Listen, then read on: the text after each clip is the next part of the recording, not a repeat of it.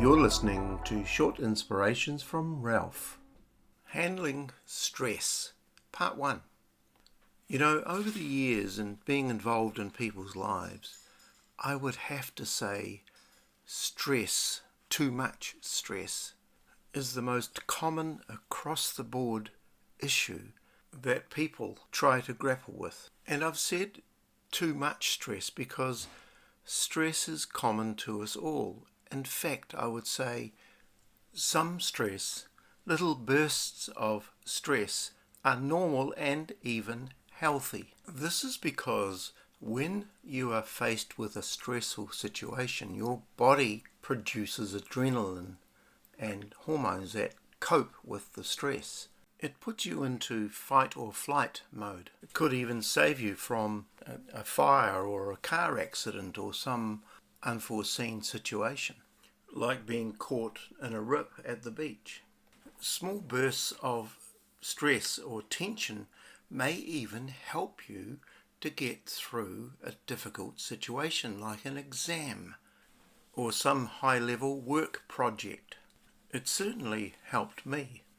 I've done a lot of public speaking over the years, and every time I get up to speak, I'm always tense or nervous or slightly stressed, and that gives me energy and it gives me a sharpness or an edge when I'm speaking. And let's face it, if there were no stress in life, how boring it would be. So we're not talking about eliminating stress, we're talking about you and I having some form of control over stress or letting it control us. We're talking about long-term stress, which can lead to a build-up of the hormones that we've been talking about, which can have some damaging effects. So the most common forms of this sort of stress involve work, money, and relationships. Major life events such as divorce, the death of a loved one, unemployment or moving even, are major sources of stress. And some of the symptoms are headaches, difficulty sleeping, constant fatigue perhaps, an increase in colds and infections, poor concentration, increased irritability, feelings of panic or anxiety, lack of appetite, constipation, diarrhea, heart palpitations, sweating and trembling. By the way, if your stress is causing such physical symptoms or making it difficult to function normally, it's important to see the doctor and or appropriate professionals. But this particular stress series really is to talk about things that helped me and may help you. The first thing that I must stress, and please excuse the pun, is that if you're not a person of faith, then I would highly recommend that you become one. That is, become a Christ follower. The reason I say that is because stress can lead to despair and can lead to even depression.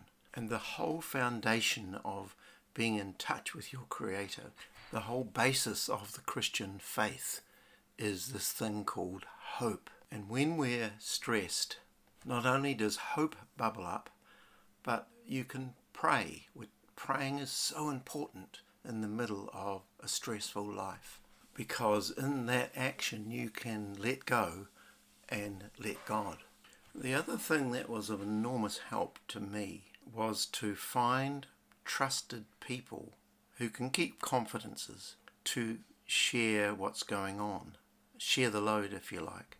Not too many people, but a few, and I found this enormously helpful when I was the lead pastor of a large church, and that had its share of challenges. I had one or two people. I had a supervisor as well, and I could say anything to him, and that was a great relief. There are a number of other important hints and factors in dealing with stress, and I'll bring them into the next episode. God bless you.